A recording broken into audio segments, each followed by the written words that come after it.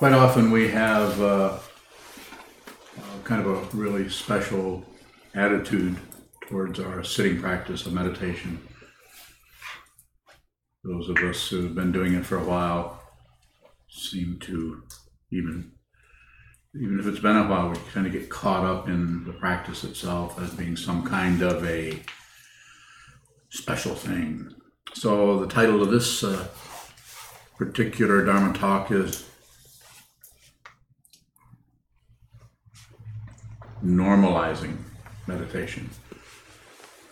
So the idea there is just like brushing your teeth is normal.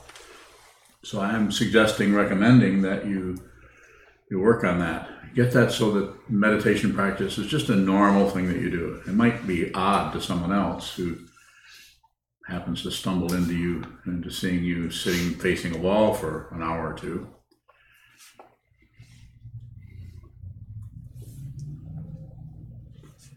But it's not so important what someone else is thinking about what you do, even though we're sensitive to that. And I'm not saying to stop being sensitive. We should really be sensitive. Whatever anybody is thinking, feeling, saying, however they're acting, we should really be on receive. We should turn everything on to receive. You can practice doing that by normalizing the practice, and I'll show you how it looks. Sit down, hold still, on a chair, on the floor, on a cushion.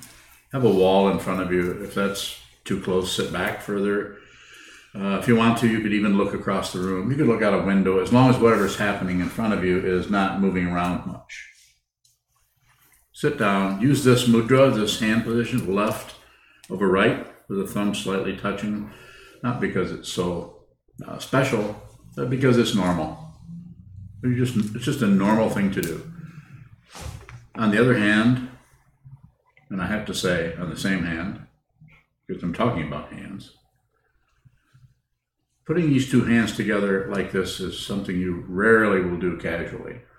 You may for just a moment, and then they'll slip apart and you will start to fiddle with your fingers or something. Twiddle your thumbs. Does anyone here twiddle their thumbs? This is twiddling your thumbs. It was very popular back in the 1930s. No, I wasn't alive then. I was told that. So, normalize. So come, sit down and do it the same way. Repetition, repeat it over and over and over again. Not only repeat your body position, but repeat the attitude. Just observe. Please, I'm begging you. Please observe, okay? And when I say that, I'm saying observe the way you can observe. Observe the way you keep getting distracted and making up stuff about this or that or daydreaming. Just observe that. So whatever arises in the mind stream, regardless of what it is, even if it's like you're sitting and you're just thinking about what some person did to you, someone stole your lawnmower, which wouldn't be a bad thing. Someone is gossiping about you. Someone is whatever it may be. You sit down, hold still, normal. Just normalize. So all you're doing is receiving. If all you're doing is receiving, nothing much happens because there's not much happening here. That's the idea, you know? You're sitting down, you're holding still.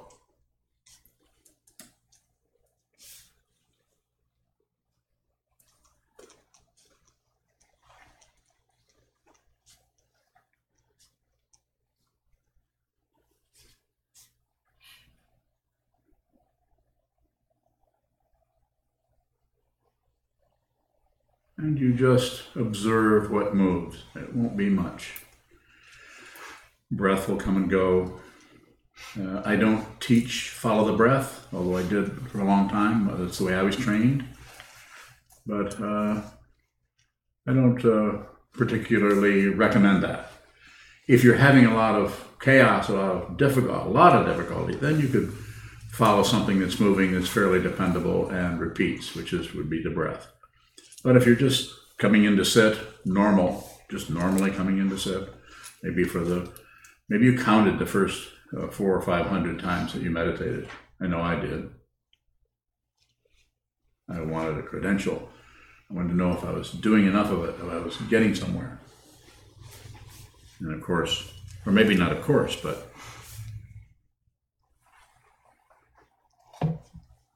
really isn't anywhere to get. But you have to discover that. If you just use that as a thought, well, there's nowhere to get. This is just not helpful. It's not helpful to draw away from this incredible realm that is in front of you. The ultimate truth that is looking right at you. Might as well be your own eyeballs out 20 feet in front of you, looking at you. It's that amazing. And it is completely normal. It is ordinary, my friends. It is ordinary. But you have to, your consciousness, your body, mind, spirit, soul, entity, give it any name you want. It's still going to be the same thing. You need to see that. You need to see that out of this, not just eyes, nose, tongue, body.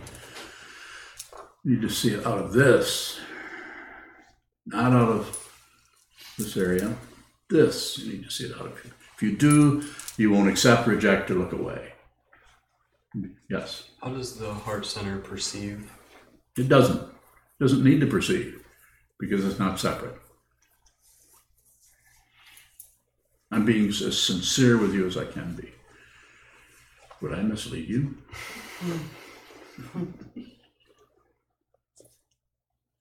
So that's why they call it a practice, because we practice dropping down into the heart. Out of the head. It takes a while, because when we first sit down, it's just chatter and chatter. And then maybe 3 weeks, maybe we've been practicing for 2 months or 2 years. Chatter, chatter, chatter. Chatter's coming. Sometimes we might comment to our friend, to our mate, to a Sangha member. That was a terrible meditation. All I did is just go on and on and on. Just a constant, sometimes called a monkey mind. And I would say, as a meditation teacher, and in this case, for the few minutes that we're sitting here, you're a meditation teacher. When you leave, you can do whatever you want. But for right now, you give me permission, so I'm going to tell you, do not interfere with the so-called monkey mind. Don't try to tame it. Don't try to calm it down. Don't try to justify it or explain it or fluff it up or say it's because of that happening that my mind is like the inside of a zoo. Just observe. Very ordinary. You're just sitting here. You're holding this posture because it's a little bit unique and it's different and it's also symmetrical. Body and mind are not two different things. They just look like it. But that's something to be discovered. So you sit down, hold still, sit in a symmetrical way. You could also do this if you wish. This is more what you might be doing while you're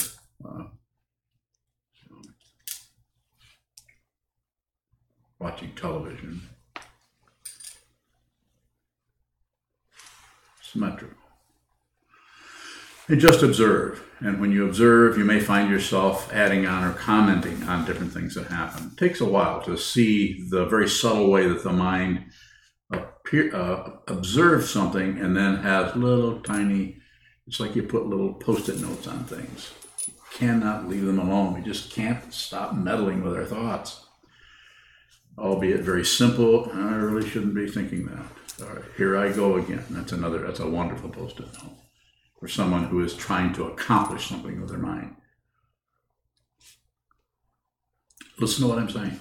Don't try to do anything. Anytime you try, push, do anything, it just stirs up mini, what do they call those little whirling things? Whirligigs, yes. When you say train your mind, yes. How is that different from trying to accomplish something with our mind? Good question. So to train the mind is to sit down and see how wild it is. So it's not, some of the metaphors or analogies and so on will apply to some extent, but the fundamental training that needs to happen in the mind as it's seen here is to not fuel the confusion.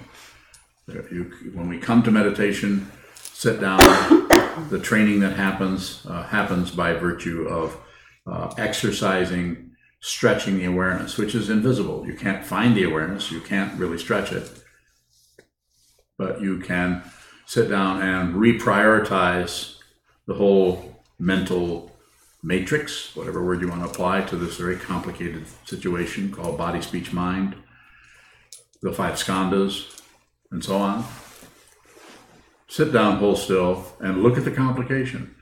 And by looking at it, that is the way we train the mind. We just observe it. We don't interfere. And if we spontaneously, out of cause and effect, out of our conditioning, out of our own conditioning, we tend to start responding in some way to this or to that, then we just observe that. So I like to say it this way. Whatever is happening, if you feel like you're being drawn into some kind of a melodrama of your life, just step back. The metaphor I would use here is, it's like you're on the stage of your life and you're talking to your landlord, or you're having some kind of a conversation with your partner, or with your brother, sister, wife, husband, whatever you might say, your neighbor. And if you can, just as that's going on, without stopping it, starting it, without ramping it up, without pushing it down, just back up just slightly. Use the metaphor of a stage, as Shakespeare did. All the world's a stage. And just see if you can't get into the first row and watch the crazy thing that's happening in your life. Watch the incredible melodrama that draws us in, and we believe it. We believe it so much that we think we have to solve it, do something, fight, go to war. It's all over the news. The news is constantly trying to either get you to buy something, or join a movement, or join a club, or Facebook is wild and crazy in that way. And it's quite often about getting power or control over people. Yes. Is seeing how untrained our mind is an accomplishment? If you go to the acknowledging that as an accomplishment, this is a delusion. And it is delusion because you actually separated from what was actually happening by naming it, by giving it a certificate. I have finally trained my mind. So this feeds into the very subtle situation that we call, in our tradition, we call the seventh consciousness, or the glacial mind, the ego mind, that area that's paranoid and wants to get ahead and is worried about something taking it over, getting control of us.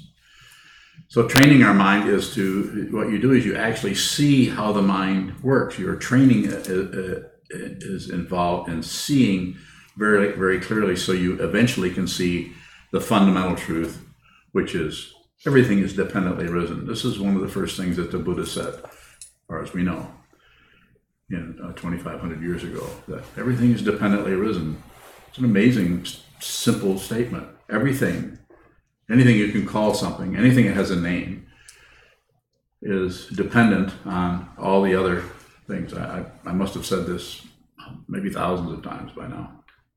Have you been counting? No. But it's a simple thing. I'm just repeating the Buddha's teaching. It's a great concept to think about, reflect on, look at, but realizing that is, there's no way the self-centeredness can continue to operate. And if it does continue to operate, it's seen to be unreal by virtue of the fact that it is not it does not have an independent identity, or the Sanskrit word is svabhava. It's hard to say that. Svabhava.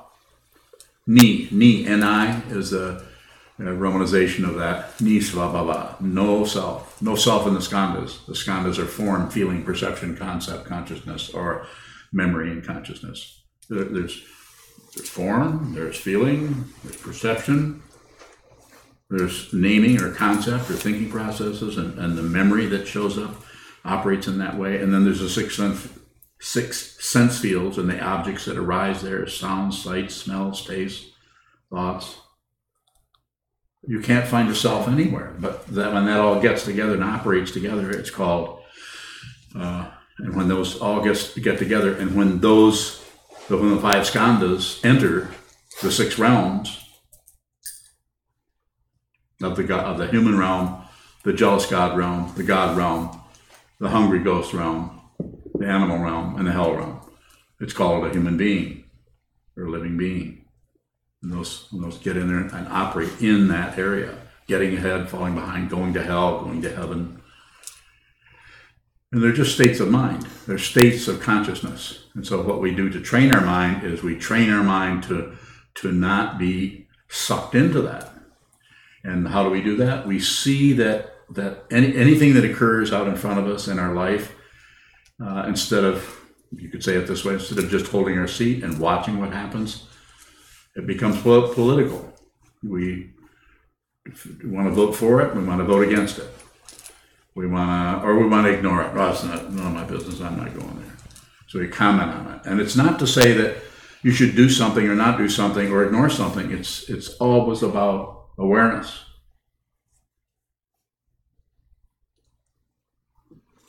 It's about being aware of what happens. Being aware that something happens and we comment on it. A little subtle comment. And let me help you here. It's not about not commenting. It's not about putting an end to that. It's about being aware that you're doing it. Being aware that you're doing that. This is the only way anything anywhere near humility is going to arise for any one of you. You have to see how crazy you are, and you have to stop trying to fix it. Stop trying to run away from it, and also don't take it as a credential. I'm so humble. Doesn't sound very good. But it's kind of funny in that what's funny about that is because we kind of do that. Or if we don't do it, then we might see somebody next to us that's doing that. Probably much funnier that way. Questions, please. Jim Johnson up in Muskegon, and he has 3 people, including himself, watching tonight. Wonderful. He asks, you've talked before about the spiritual path and the mundane path. How are those paths both separate and not separate? So the spiritual path is seeing what is fundamentally true, what is not what is true without any kind of antagonism. It's just true. And it's so true that you don't even use that word anymore. You don't even use the word ultimate. We use the word ultimate because we're stuck in relative truth on the mundane path, and we're trying to see what is really valuable. You know, I have a degree in this, that, or the other, and I'm working on this job, and maybe I'm a nurse, or I'm a doctor, or I'm working in the sanitation service, or anything. Whatever you're doing, a mundane kind of thing needs to happen. We need to support ourselves. But then we also can endeavor to see what is fundamentally true. Because if you were going to, you could say that if you're going to live forever, why do anything? Why not just get wiser and wiser and wiser and you have a long beard? Well, if you were a guy. If you were a girl, you'd have, what do they call that? Long hair. Yeah.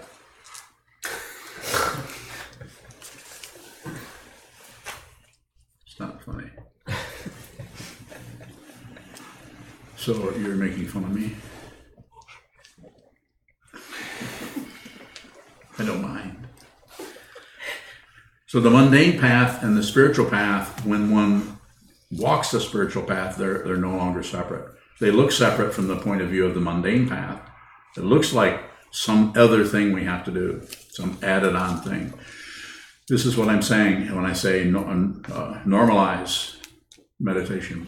Make meditation just the training the mind, just part of brushing your teeth and taking a shower.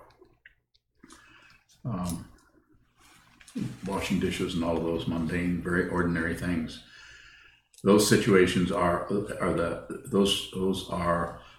an area where things are very obviously separated. You have your hands and the space between your hands. You have relative truth is right in front of you all the time. And ultimate truth is not separate from that. But the world tends to be materialistic about it. We got to get ahead. We got to make money. But don't do that. You got to have a job. What are you going to do with your education? Like people have asked me, what are you going to do with the Karma House? You're putting in thousands and thousands of dollars worth of these bathrooms.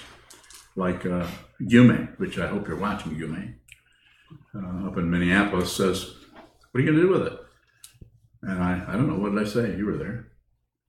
I wasn't there. It's not about that. I said that? Oh. Well, that's better than I thought I said.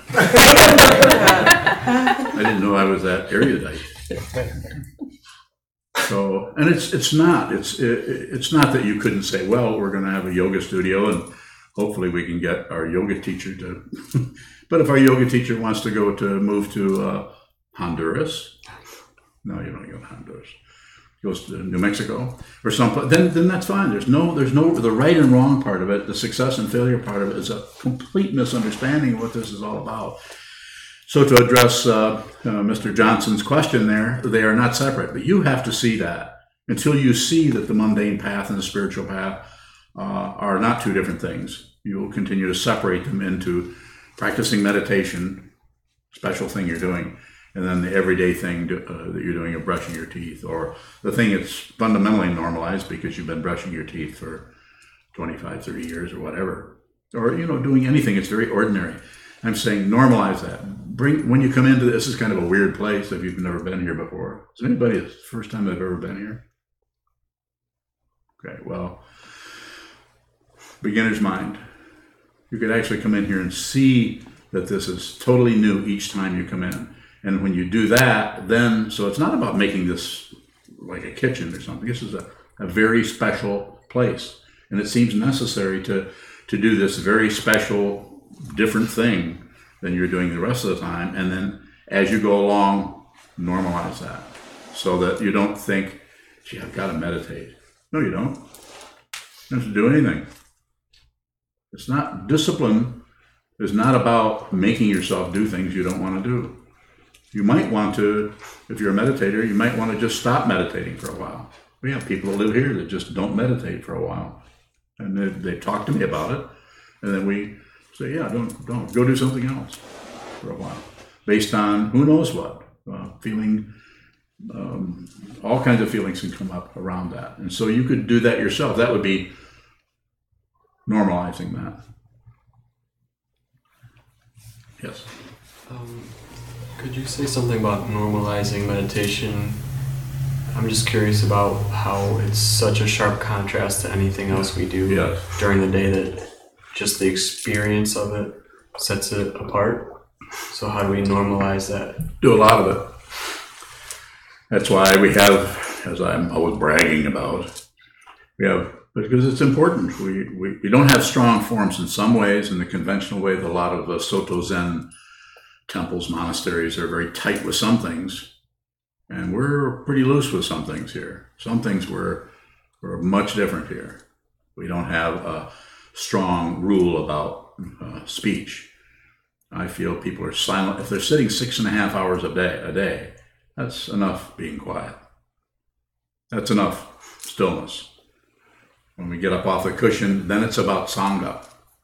And it's not about seeing who can be the quietest. Quite often, it's been my experience in many decades of being around different Sanghas, where some people, because they're kind of introverts, have no trouble at all being quiet. They just don't talk. And you can kind of sense a lot of pride. They're kind of radiating it. It's kind of coming off from them like what's a good analogy for that? Smoke? Yes?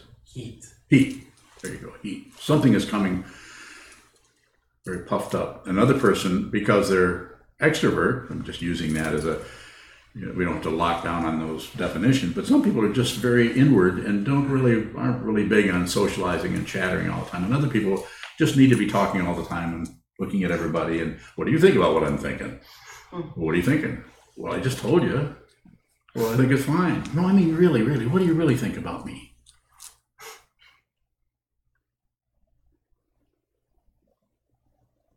What do you think? So we tend to do that. We tend to invent things around that and complicate that whole situation.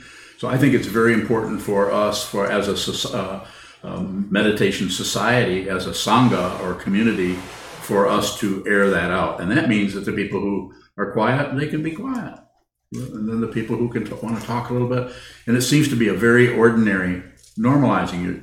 It might not work that way at first, but after a while, you find that people are very, very respectful of each other and who needs to do what, rather than looking and seeing if somebody is, sometimes if you're in a situation like that and you really need to talk to somebody for a minute because it's something important that's actually functional, but the other person over here doesn't know that.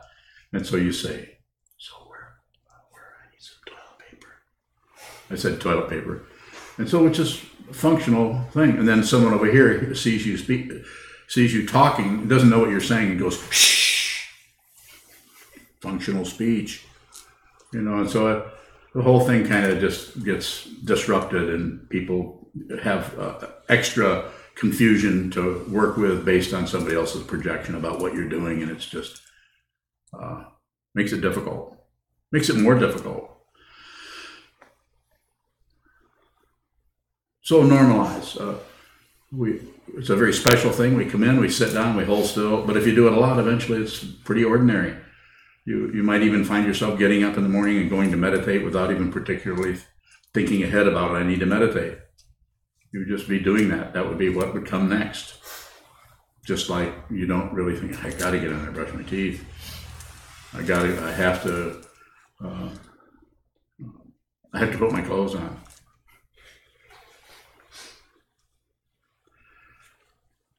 So questions about this would help. It's kind of a off way of talking about it, normalizing meditation, but it seems important, and I'm probably going to give more normalizing talks than you want to come to. I got a whole group of ideas around this. We have a book called Normalizing Topics. Go ahead. How does sitting more help with the contrast between sitting and the rest of our life? How does it look to you? You're a monk. It seems to have flip-flopped. Say more. It seemed like life outside of meditation was very difficult, and meditation was like a little retreat. Yeah. And now it's the opposite. Now meditation's hard and life outside is easier. Yeah. It's just contrast. It doesn't mean we don't necessarily add on to that. That must mean, as soon as you say in your mind, if something comes up a certain way and has a dynamic of being a big contrast, please, if you can, don't add on to that. Well, this must mean that. Because what you've done is your investigation of that contrast. You have a lot more work to do with that contrast before you start coming to a conclusion about it. It's just like the gas attack. I don't want to get into politics, but immediately they jump and judge that whole situation. And there's no way to know. There's no proof of anything. There's no complete, obvious contrast that says this is really black and that's really white. In that case, then you might be able to operate out of that because it comes to its own conclusion.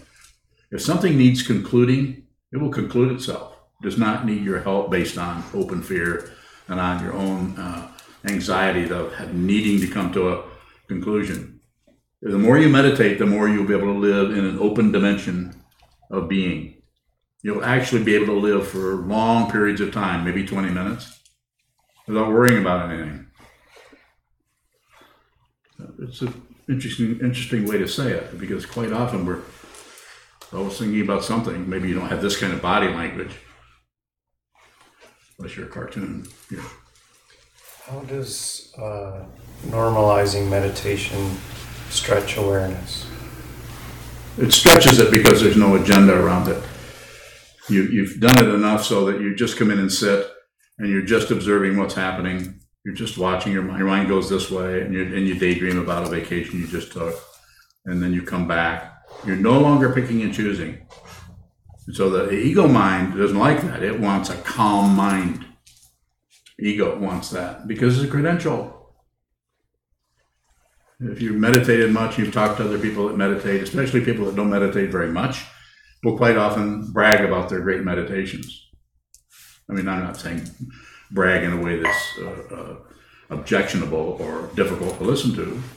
You might even be envious. They say, I've been meditating this way, and I really, really feel good. Feeling so much better now that I'm meditating. You come to me and say that, and I'll say, oh, that's too bad. You're probably not meditating. Life is suffering, the cause of desire. The goal is cessation, and the path is Shila, Samadhi, and Prajna. Life is suffering, difficulty. The goal is cessation. Nirodha is the Sanskrit word, or nirvana, cessation. How do you get there? Sit in front of a wall, normalize. Yes? Should we normalize all of the forms? Yeah. And the only way you can do that is to repeat them. So we come up and we offer incense. And every time those of you who have done it, a lot of what you have, you notice that you never can do it the same way. There's always something different. It might be, if you think you're really getting to where you're doing it exactly the same way, the incense will break. The Buddha will look down and say, just letting you know, things are not going to work out the way you planned. It's a wonderfully, it's refreshing. It's really refreshing to see life occur in that way if there's no solid self that is taking everything so damn personal. There isn't anyone. The whole expanse of war and peace and just intense problems with everything. We're not saying it isn't difficult or bad or harmful or that the human beings couldn't come to an end. They could. But what you need to do, if you're listening to me, is train your mind. Because what you're training is can't be killed. Who you are cannot be killed. Your body can be killed, sure, but who you actually are cannot be destroyed because it is not created in the sense of something like that flower coming into being and passing out of being.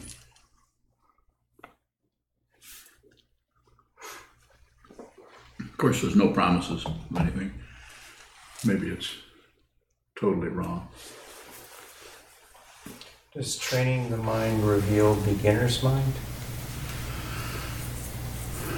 Eventually, yes. Well, that's what Suzuki Roshi back in the 60s was talking about. Zen mind or heart mind and beginner's mind. You never know how to meditate. You never learn how to meditate. Because you're not actually doing something that has a gaining idea to it. I mean, it may at first, you can't help but get into this situation without thinking, I need to train my mind, or I need to meditate, I need to calm down, this is too much. Life is getting too difficult, I just need to settle down. And then we discover when we start to do that is part of the practice, quite a bit of the practice, is seeing how our mind is so unsettled. That's what stretches the awareness, because if you can do that without trying to fix that which is unsettled, without justifying it or explaining it, and without turning away or distracting yourself or turning to some other activity or chemical or whatever it may be to get out of your life. So I say, don't miss your life.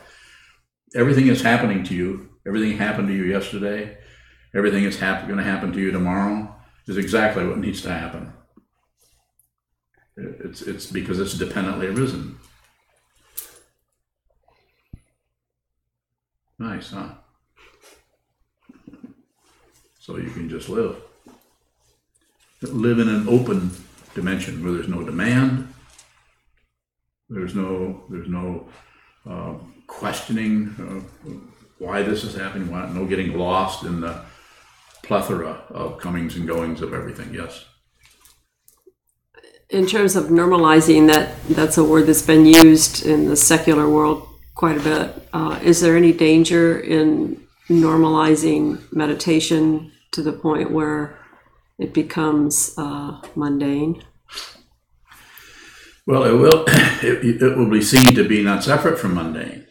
So this is why if you look at there's what's something called the ox herding pictures, which is anyone familiar with those? Yeah. So there's 10 of them, and I'm not going to go through this. Maybe I'll give a talk on them someday. I think I have it once, didn't I? A few years ago or something. Anyway, it's just a series of drawings that show where someone is looking for the mind or meditating, and then they go through all kinds of various aspects of the path where suddenly the mind disappears and everything goes into emptiness, and there's just a circle, and then something quite unexpected happens. The old monk that started out on the path comes back into the marketplace and just shows up as just an ordinary, mundane person. But there's no one there anymore. There's just that, not separate from anything. It's, we're trying to use images and concepts to encourage people to train their minds. So we need to go into emptiness. We need to go into emptiness where we don't know who we are, what this is, what it's about. And to ego, this can be quite devastating. And it's not just thinking it's emptiness. It's actually empty. And then we realize that very emptiness is completely full and flooded with what? Not separate. It's flooded with reality, which is not separate, which you're not even a part of, because in order to be a part of something, you have to be separate from it to be a part of it. It's a concept. That's why I use the expression not separate, not two different things. Yes, sir. To me, it appears to normalize meditation takes discipline. Yes. Discipline takes meddling with the monkey mind. Otherwise, you can't be disciplined. A little bit. So does the meddling take place off the mat? Is that what you're kind of saying? Is when you're on the mat, don't meddle. But if you have to work on discipline or the monkey mind when you're off the mat, that's the time to do it. Good question. I would say that it's not about getting rid of the monkey mind. It's about seeing it. And if you just see it, then any meddling that goes on, maybe, and I think you're onto something there. There's some of it that needs to happen, but it has to be done in such a way that it's just about your fundamental intent, which is to train your mind, is to see clearly. It's just like if I said what got me on this situation, other than all kinds of difficulty with my life and so on, but the fundamental things, I want to see the truth. I want to see it myself. I want to know what it is. And that was happening a long time ago, way before I got into Buddhism. And at the same time, my monkey mind was saying, you're too vain, you're never going to do this. You're so full of yourself, you're never going to be able to see this. So it was very difficult. And it was until I met my teacher, Trungpa Rinpoche, whose photograph was up there, because his parinirvana was recently. Without him, I wouldn't have been able to keep going. But yes, that would be an aspect of it. But rather than, I would rather say, talk about the monkey mind and just watch it and see what it does. And then you might find that there are aspects of the monkey mind, or that crazy meddling kind of mind, that actually does help you to get to the cushion. Everyone would be a little bit different. Some people might be hearing what I'm saying, what you're saying, and really not really know exactly what that is referring to. That's what a monastery is. It's kind of a solution to that. If you have that kind of intention where you say, I don't want to just to join a club. I don't want to do this part-time. I want to make this a strong focus of my life. So I'm going to come in, sit down, and I'm going to find out who I am. I'm going to find out who this is, and I'm going to use this form, which is not a belief system. It's just a structure to help me. Those of you who've been here for a while know how hard it is to sit 6.5 hours by yourself in your room or in some other location, even if it's on a beach or something, or someplace that's quite entertaining. Not easy. But in here, still not easy, but here the form is there, so we come in, we sit down. It just becomes very normal. The people who live here, it was very normal for someone to come in here without any fanfare, no congratulations. No, oh, it's so great that you're meditating. And probably not much of a congratulation at all. So it's ordinary. You come in and you sit. People might come in, and someone were to come in and look through the window the whole day, they probably would be astonished that you sat there and looked at the wall all day long. Got up, went, got some lunch, come back, sat back down, stretched your legs a few times. So not for everyone, not here to sell this to anyone. We have a few minutes, further questions? I like questions, really hard ones.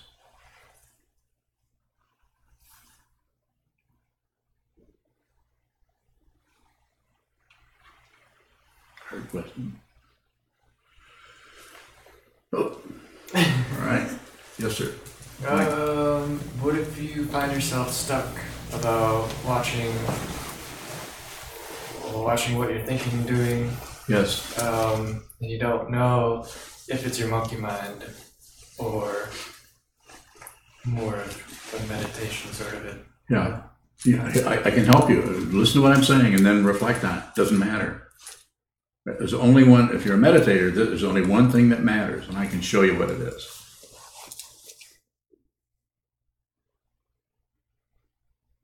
If you're holding this posture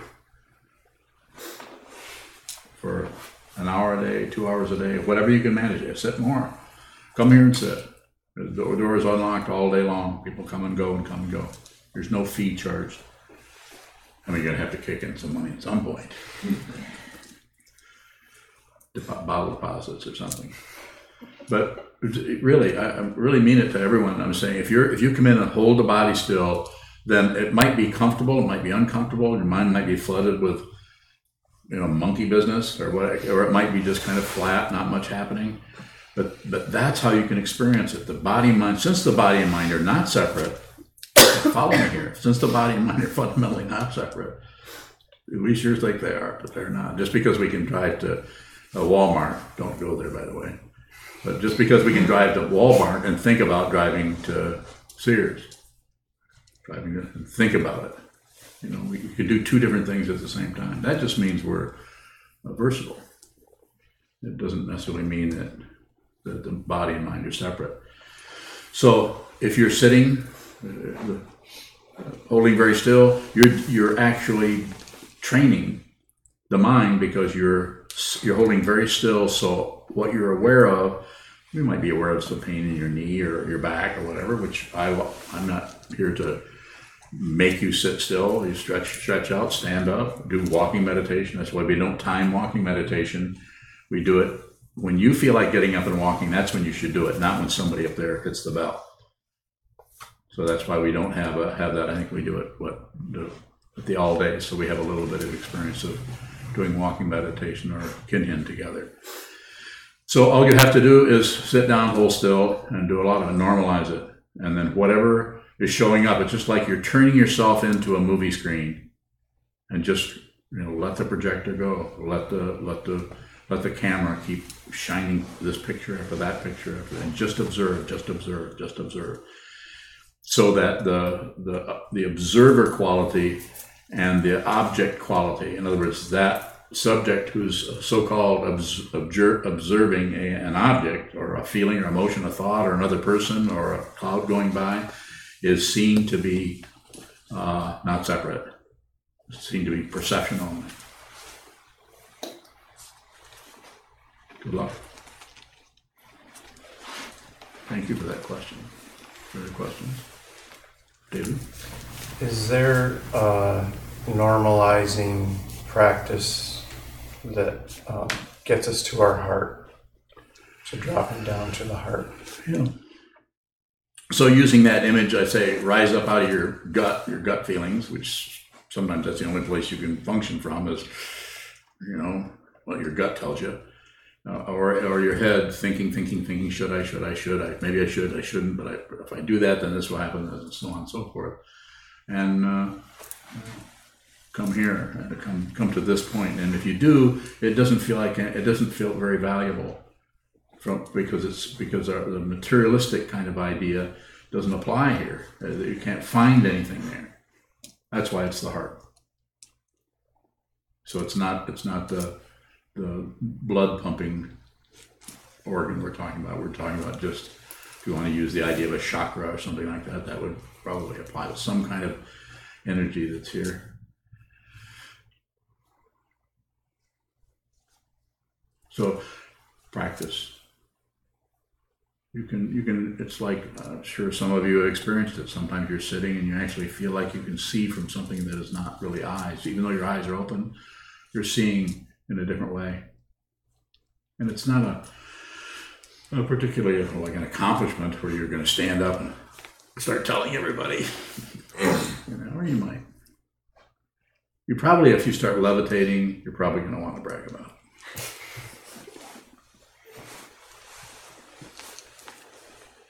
Question? Further questions? We have a few minutes left. Yes, sir. Not quite certain on all of this, so you might have to walk me through it a little bit. But Sure. When one receives Jakai or Jukai. That's committing yourself to be with all things, correct? Yeah, that's one of the 16 precepts, is to be with all things. It's a third of the 3 pure precepts. Do good, don't do harm, very simply put, and be with all things. And practice, you can practice that by sitting on your cushion, sitting on your butt in a chair, and practice being with whatever happens. Don't object to it, don't agree with it, and don't distract yourself or look away. So, yes. Is that then different than reducing the suffering in the world? I guess what I'm getting at is it's the same thing. It's the same thing. It's not about, you're not separate. We're not separate. So you are the world. Not to use a fancy old phrase from the hippies, but you are not separate from anything. You're not separate from anything. So work on what you can actually have some kind of purchase on, something you can actually work with, which is your body. And then when you get up off the cushion, then you might function in lots of different ways. You might be, have a couple of people who are therapists in the room. Then you go and you meet people, and because you've practiced meeting yourself where you're at, which is just here, you're just here. Then when you meet other people and you realize they're tearing themselves apart, they're so tortured. And so you're there and you're meeting them, and you're actually, insofar as they're able to, they have to bring their karma, their insight has to meet you also. So if they meet you, then you're not really responsible for someone else. They have to be responsible, and the world has to be responsible. But we have to start somewhere. And where do we want to start? Let's start right here with this. We actually have this lifetime that we could actually dedicate it to all beings, rather than run out and run down the street and carry signs. Or this isn't to say you wouldn't get off the cushion and go and do that. I have some students of mine who've gone to marches and things like that. I'm not saying that's wrong. Go ahead, but sit a lot. Sit so when you're doing something like that, there's a lot of awareness, a lot of clarity is going with you. So you're not like, because you get into that true believer mentality. And, if you haven't examined your own aggression, I've said this many times, if you've not really made friends with your own pissed off feelings about this or that, or whatever it may be, or all the mistreatment you may have gotten, if you haven't settled that basic fist fight usually in your gut, if you haven't settled that, and at least taking some of the energy out of that just by observing it, then that starts to hide out. And then if we go out into the world, even though we have in our head this wonderful idea of altruism and helping and saving others and just wanting to help and you go out, and if you run into a couple of people who are living out of that kind of anger, because they're not stuffing theirs, they want to express that anger because they think that's the truth. And it is not. It's just intense causes and conditions. It's like getting getting in a Bradley fighting vehicle. Probably not a good idea. So But if you have trained that, then if that kind of sparks start flying around you, you can just receive. Not that you're going to take a bullet or something, but you can at least not add to the aggression, because you've actually settled some of that yourself. You've made friends with yourself. It was the way my teacher, Trung Rinpoche, used to say, make friends with yourself. Kind of a simple idea. Sit down, hold still, and see how angry you are. See how much struggle, see how much difficulty is going on, and don't stop it. That's the hard one. You feel that, and you think, shouldn't this stop? Shouldn't I? That's the self-centeredness, wanting to have control. So it's a very subtle form of ego. And so the ultimate understanding is expressed this way: no self, no other.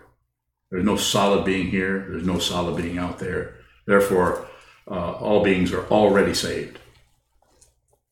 It's already the case.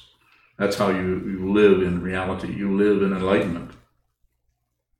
And if you meet people that aren't there, they give you permission, you can maybe teach them. Maybe you can help them.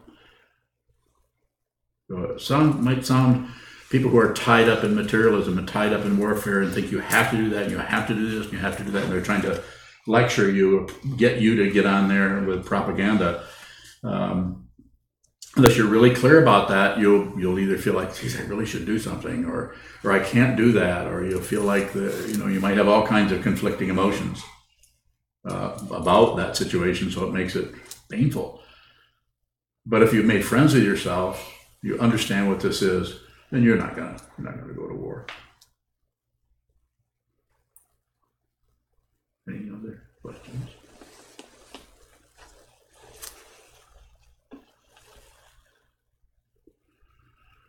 Okay, thank you so much.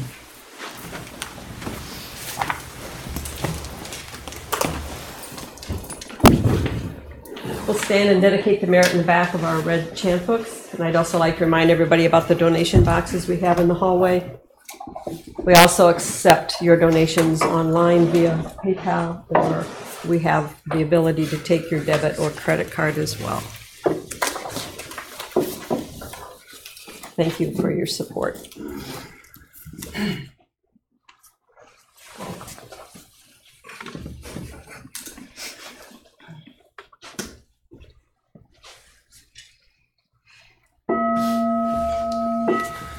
May the merit of this penetrate into all places, so that we and every sentient being together can realize the Buddha's way.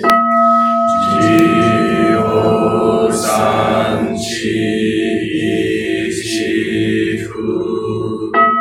Shi-son mu-sa-mo-ko-sa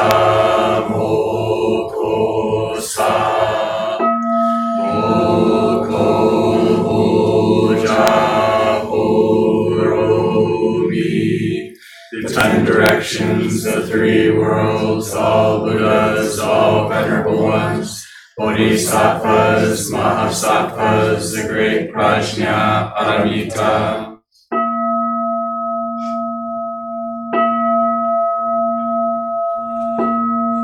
O Buddhas and Bodhisattvas of the 10 directions and the 3 times, please hear us. Please come down out of the light and protect Sokukoji Buddhist Temple Monastery, our Sangha, families, friends, and visitors. Heal everyone who is unhappy, sick, or suffering, and fill them with light.